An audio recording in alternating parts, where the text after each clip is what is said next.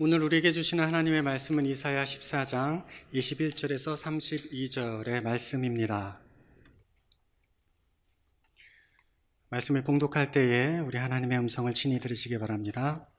너희는 그들의 조상들의 죄악으로 말미암아 그의 자손 도륙하기를 준비하여 그들이 일어나 땅을 차지하여 성읍들로 세상을 가득하게 하지 못하게 하라. 만군의 여호와께서 말씀하시되 내가 일어나 그들을 쳐서 이름과 남은 자와 아들과 후손을 바벨론에서 끊으리라. 나 여호와의 말이니라. 내가 또 그것이 고슴도치 구렬과 물 웅덩이가 되게 하고 또 멸망의 빗자루로 청소하리라. 나 만군의 여호와의 말이니라 하시니라. 만군의 여호와께서 맹세하여 이르시되 내가 생각한 것이 반드시 되며 내가 경영한 것을 반드시 이루리라. 내가 아수르를 나의 땅에서 파하며 나의 산에서 그것을 짓밟으리니 그때에 그의 멍에가 이스라엘에게서 떠나고 그의 짐이 그들의 어깨에서 벗어질 것이라.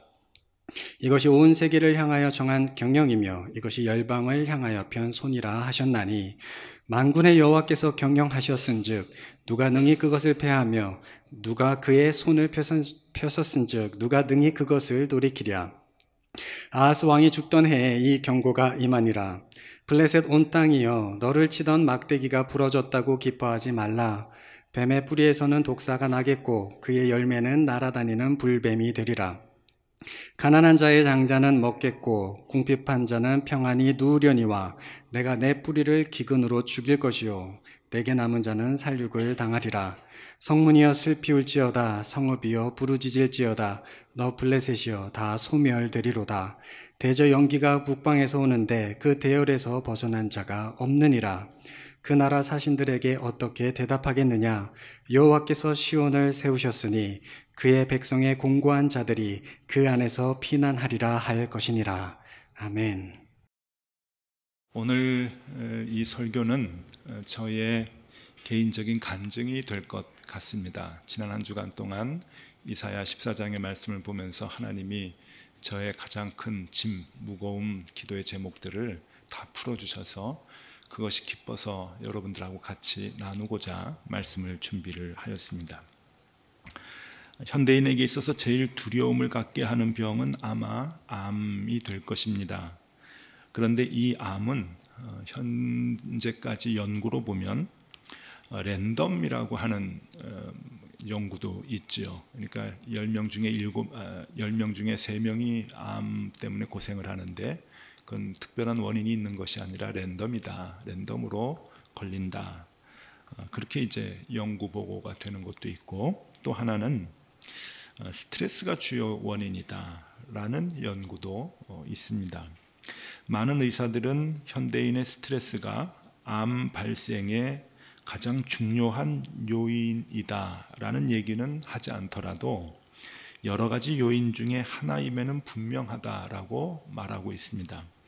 그래서 제가 아는 어느 의사 선생님은 병원에 오시는 환자들 가운데 암이 발견하게 되면 꼭 이 질문을 한다고 합니다. 5년 전에 무슨 큰일이 있으셨느냐, 스트레스를 받을 만한 큰일이 있으셨느냐. 왜 그런가 하면은 치료를 하는 데 있어서 심리적인 접근을 이렇게 하고자 하는 마음이 그 의사 선생님들에게 이제 있는 거죠.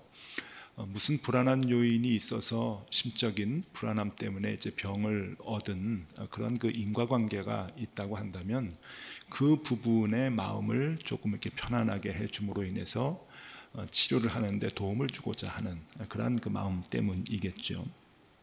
그런데 어디 암뿐입니까? 성인병이라고 하는 것이 그 스트레스와 밀접한 관계가 있는 것은 이미 우리에게 잘 알려진 사실입니다. 심한 스트레스는 한 사람으로 하여금 정상적인 생활을 할 수 없도록 만듭니다. 오히려 병이 나지 않으면 다행일 정도로 그렇게 스트레스는 병과 무관하지 않죠. 많은 사람들이 동시대에 똑같은 이유로 인해서 같은 스트레스를 받을 때가 있습니다. 그것을 사회 스트레스, 소셜 스트레스다 그렇게 이제 말을 하는데, 공통적인 불안 요인으로 인해서 많은 사람들이 함께 불안한 그 마음을 갖는 것을 얘기합니다. 이런 스트레스가 오래 지속이 되면 사람들은 정상적인 생활을 할 수가 없겠죠. 예를 들어서 우리나라에 작년 가을부터 올 초까지 사회 정치적인 불안으로 인해서 집단 그 스트레스가 굉장히 높았습니다. 그래서 여러 가지 그 연구 조사 또 설문조사도 있는데 그 정상적인 생활을 하지 못할 정도로 모든 국민들이 스트레스가 참 높았다라고 하는 그러한 그 얘기들을 이제 많이 우리가 들었죠. 이런 스트레스가 오래 지속이 되면 그 사회의 사람들은 정상적으로 살 수가 없게 됩니다. 여러분, 이 세상에서 소셜 스트레스, 그러니까 이 사회적인 스트레스가 가장 심한 나라를 하나 이제 꼽으라 한다면 아마 그 나라는 이스라엘이 될 것입니다. 역사적으로 또 지금까지 지속적으로 이 소셜 스트레스가 굉장히 많은 나라이죠. 한국과 이스라엘이 역사적으로 이 고난을 당한 면에서 비슷한 점들이 많다고 얘기들을 하는데, 사실 이스라엘의 일반 역사나 또 성경에 기록되어 있는 이 기록들을 면밀히 보면 이스라엘은 한국보다는 훨씬 더 많은 고난을 갖고 지금까지 생활해 왔고, 지금도 그 고난을 안고 스트레스를 안고 생활하는 사회다, 집단이다라고 볼 수가 있습니다. 그중 역사 이래 거진 그 전쟁의 위험으로부터 자유로웠던 때가 없었던 것 같습니다. 그 불안의 그 밀도가, 그 시간적 밀도를 따지고 보면은 우리나라도 뭐 전쟁 때문에 많이 스트레스를 받았지만 우리나라보다 그 시간적 밀도가 훨씬 더 이렇게 촘촘했던 것을 이제 볼 수가 있습니다. 최근에도 예루살렘에서 그 테러 때문에 또 집단 시위 때문에 갈등이 고조되고 있지요. 그 예루살렘 중심에 그 예루살렘 성전이 있습니다. 가보니까 성전 산이다. 이제 언덕 위에 있어서 산이다라고 부르는데, 그 성전을 지금은 이슬람에서 이렇게 이제 차지하고 있습니다. 그래서 유대인들은 예루살렘 성전 안에 들어가서 기도를 못 합니다. 그 지역을 이슬람이 이제 차지하고 있기 때문에 성전 밖에서, 그러니까 그 서쪽 벽인 통곡의 벽에서 그냥 울면서 기도하는 것뿐이지 그 안에 들어가지 못하는 것이죠. 그래서 얼마 전에 유대인들이 그 안에 들어가서 기도를 한 것이 문제가 돼서 지금 이제 폭력이 이제 그 데모가 일어나고 그것 때문에 유혈 사태가 나고 또 긴장 상태가 지금 되고 있다는 외신 보도가 있는데, 끊임없이 지금도 그런 문제들을 안고 살아가고 있죠. 얼마 전에 우리 교인들하고 같이 그 예루살렘 방문을 했을 때 보니까 경찰들이 타고 다니는 페트롤카가 그냥 경찰차가 아니더라고요. 장갑차입니다. 그러니까 얼마나 그 소셜 스트레스가 높으면 이럴까 하는 그 생각을 그걸 보면서 이제 하게 되었는데, 그만큼 이스라엘은 심한 스트레스로 지금껏 살아왔던 사람들입니다. 이스라엘에게 있어서 역사적으로 유일하게 스트레스가 없는 태평성대를 누린 때가 있었다고 한다면 그것은 다윗 왕 때였습니다. 물론 솔로몬 왕 때도 태평성대였지만 또 다른 스트레스가 있었죠. 그때는 이방신을 이제 가지고 옴으로 인해서 이방신을 섬겨야 되는 스트레스가 꽤 컸는데, 이 종교적으로 정치적으로 가장 편안했을 때는 역시 다윗 왕 때입니다. 그래서 이스라엘 사람들은 오래도록 지금까지 다시 다윗 왕의 시대를 꿈꾸고 있는 거죠. 이스라엘 유대인들이 메시아를 마음속에 바라고 있는 것은 다윗 왕의 시대를 바라고 있는 것이라 보면 됩니다. 그 시대, 그래서 이스라엘을 중심으로 하나님이 통치하시는 그 시대를 지금도 바라고 있을 만큼 다윗 왕 때 외에는 집단 스트레스가 굉장히 높았던 그런 역사를 그들은 갖고 있습니다. 이 이스라엘이 주로 역사적으로 가졌던, 그리고 지금까지 갖고 있는 스트레스는 무엇인가? 그것은 전쟁의 위협입니다. 전쟁의 위협이 큰 스트레스죠. 출애굽 이후에 이스라엘 백성들이 가나안에 정착한 다음부터 이 전쟁의 위협은 그들의 생활이 될 정도로 굉장히 큰 어려움이었습니다.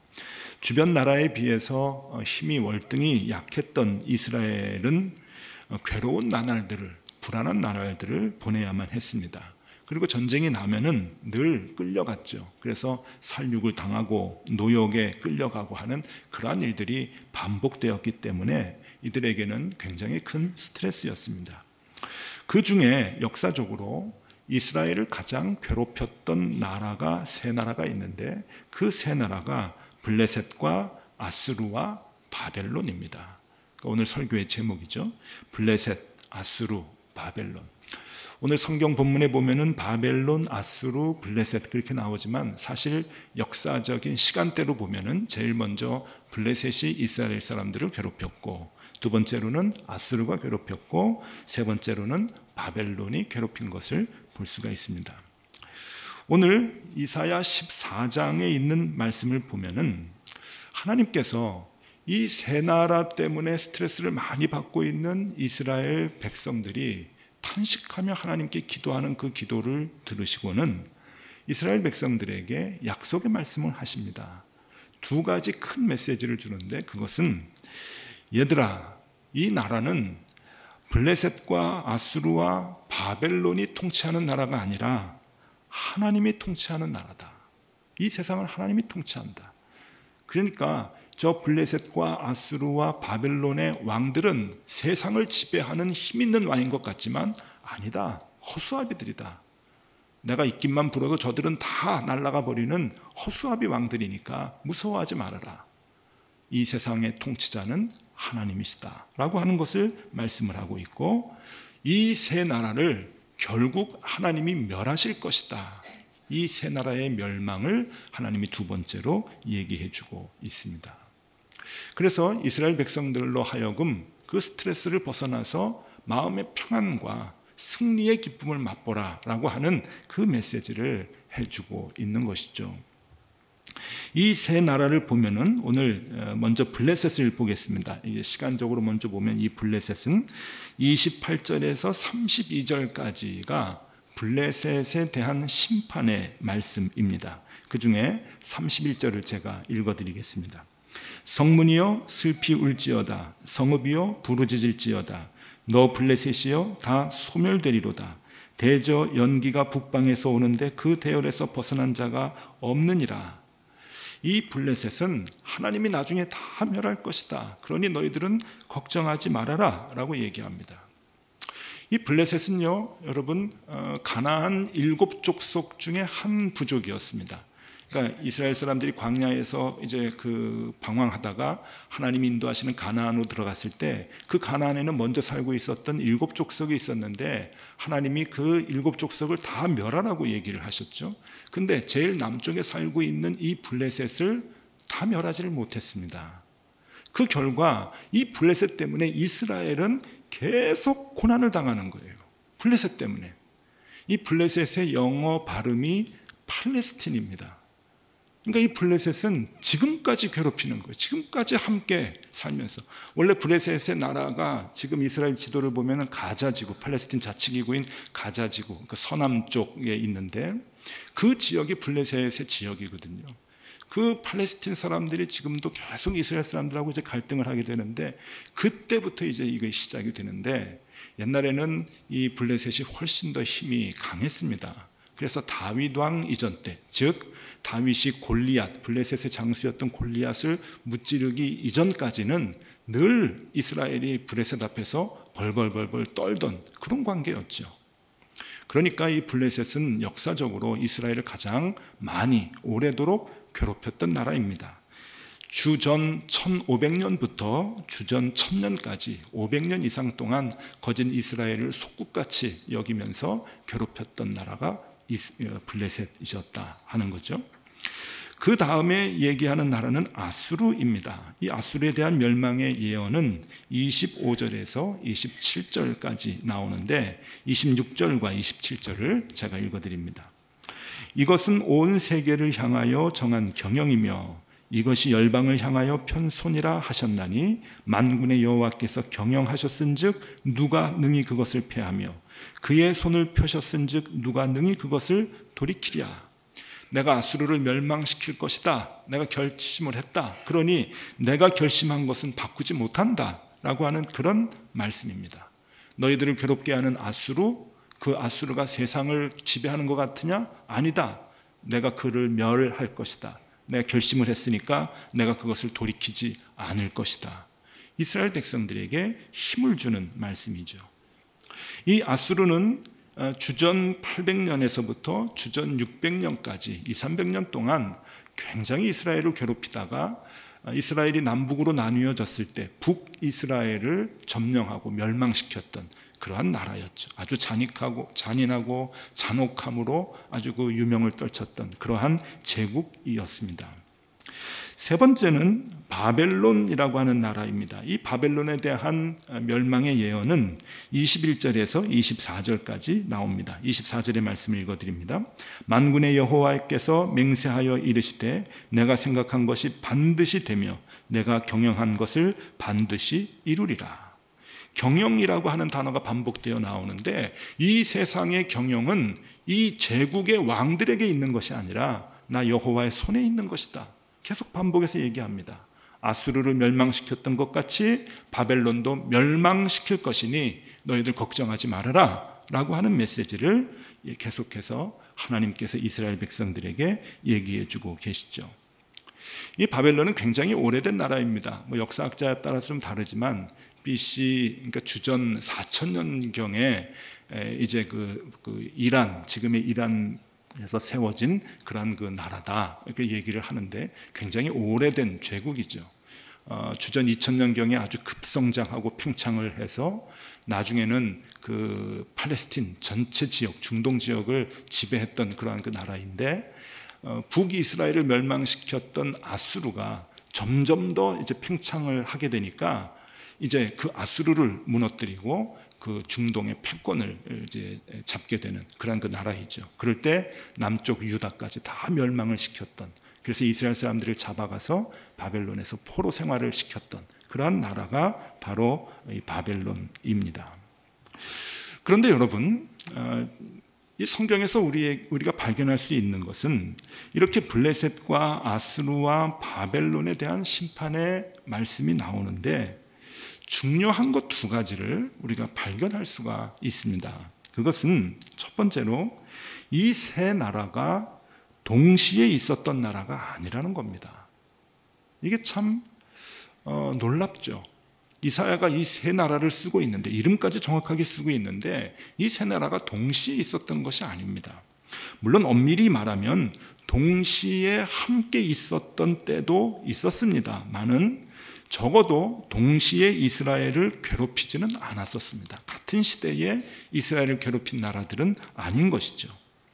이사야가 활동했던 시기는 아수르 시대입니다. 아수르의 위협과 그 아수르로 인해서 이스라엘 사람들이 스트레스를 많이 받고 있었던 그때에 이 이사야가 활동을 했었는데, 그 이사야가 이 14장의 말씀을 기록을 하면서 블레셋과 아수르와 장차 있을 바벨론까지 기록했다고 하는 것은 매우 놀라운 메시지를, 의미를 우리에게 줍니다.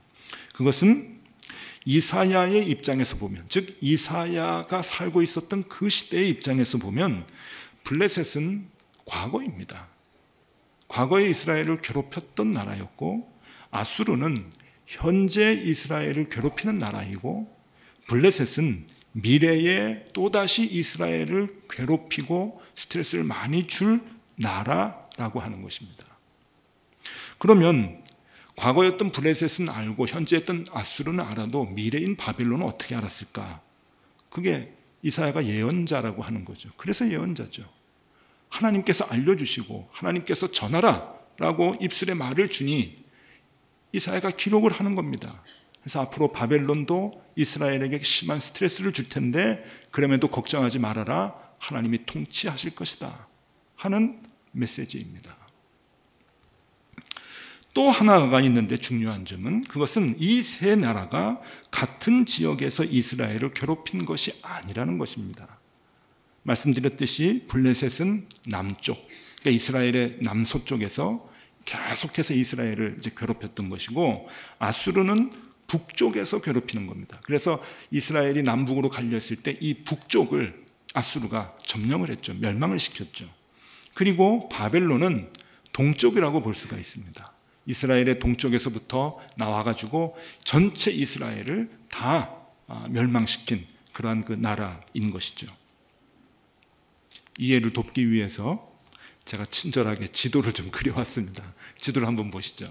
역사 시간은 아니지만 저게 중동의 이제 지형이고요. 우리가 잘 알고 있죠. 조그만 지중해에 있는 나라가 이스라엘입니다.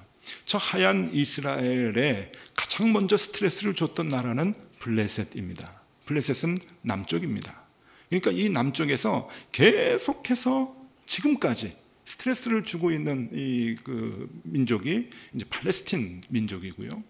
그 뒤에 이사야가 활동하고 있었던 이 시대에 이사야가 이스라엘 사람들이 많은 불안을 갖고 있었던 나라는 아수르이죠. 이 아수르는 북쪽에서부터 내려옵니다. 그래서 북이스라엘, 이스라엘의 반쪽을 멸망시켜서 이스라엘 사람들을 굉장히 괴롭게 하고 잔인하게 이스라엘 사람들을 죽였던 그런 나라이죠.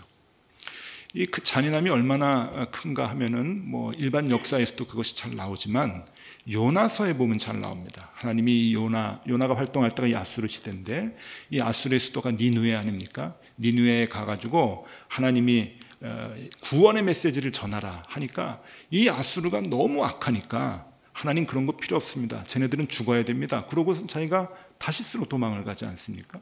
그럴 정도로 이 아수르는 악한 나라였다라고 하는 것이죠. 그 다음에 이스라엘에게 스트레스를 줬던 사람들은 바벨론입니다. 이 바벨론은 이 이스라엘의 동쪽에서부터 이제 나타나서 이스라엘을 전체 다 멸망시켰던 그러한 그 나라이죠.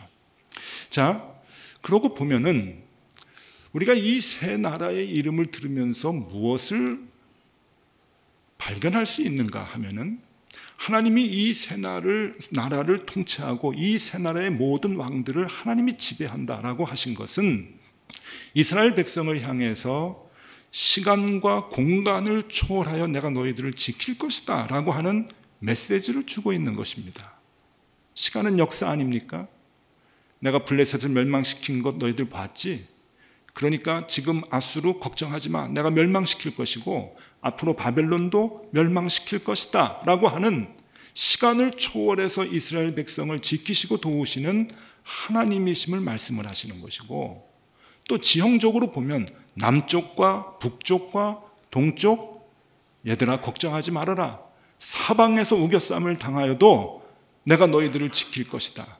남쪽과 북쪽의 문제가 달라도, 기도의 제목이 달라도, 너희들을 불안케 하는 요소들이 달라도 내가 동서남북으로 너희들을 감싸고 지키고 이끌어 줄 것이다 라고 하는 메시지인 것입니다.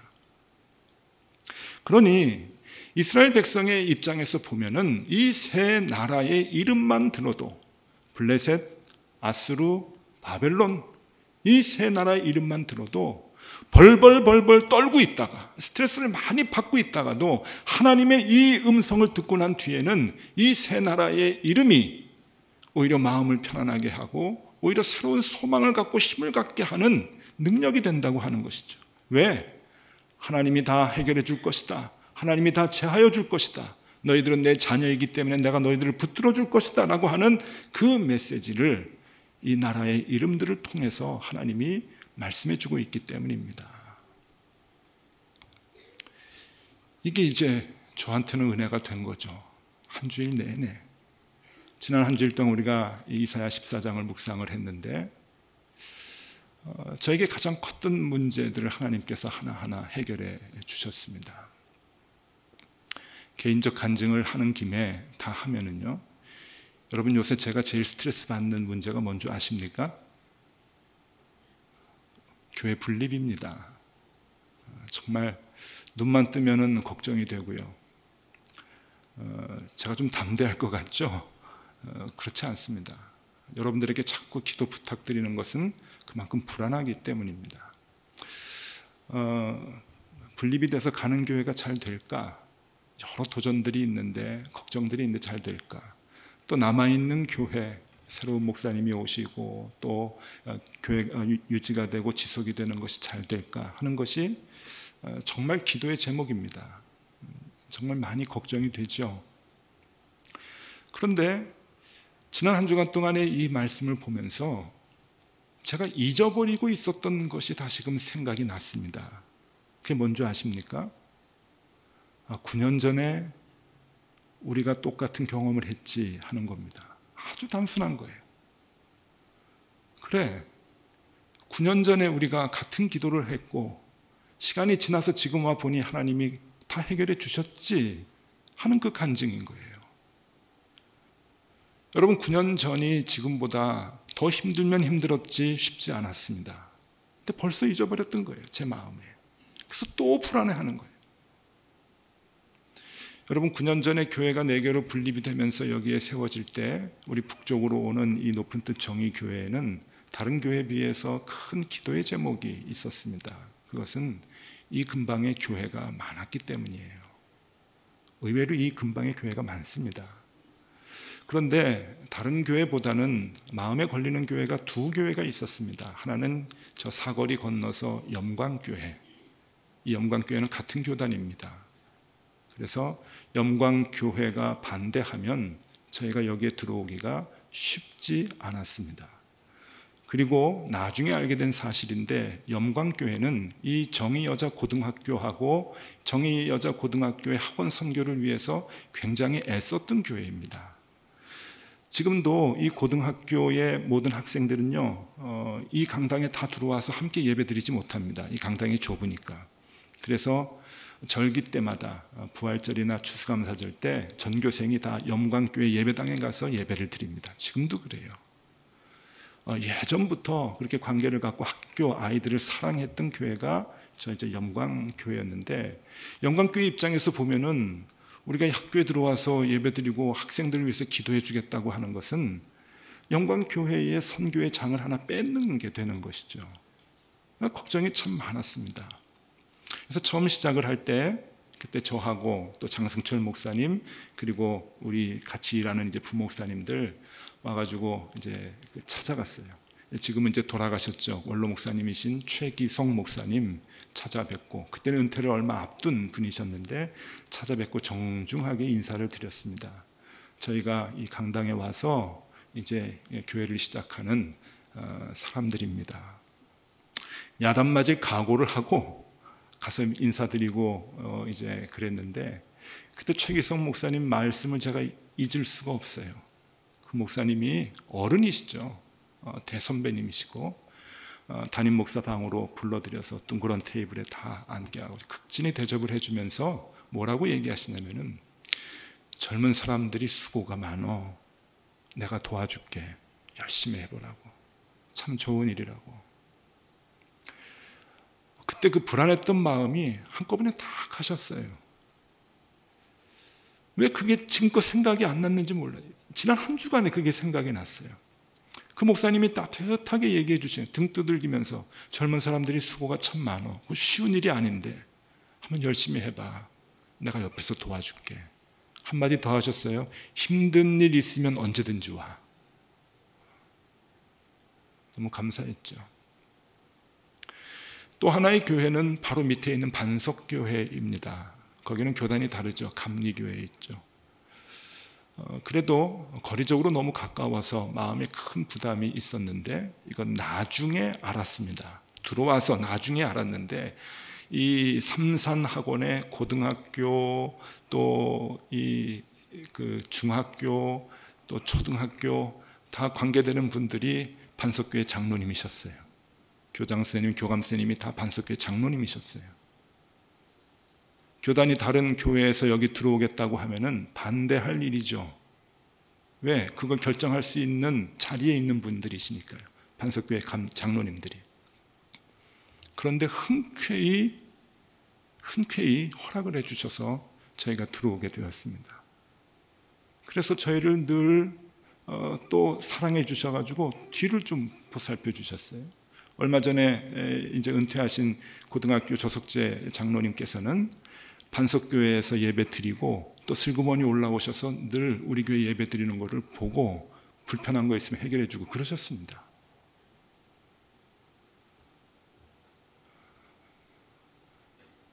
제가 지난 한 주간 왜 9년 전에 그 일을 내가 생각하지 못했을까 왜 기억을 못했을까?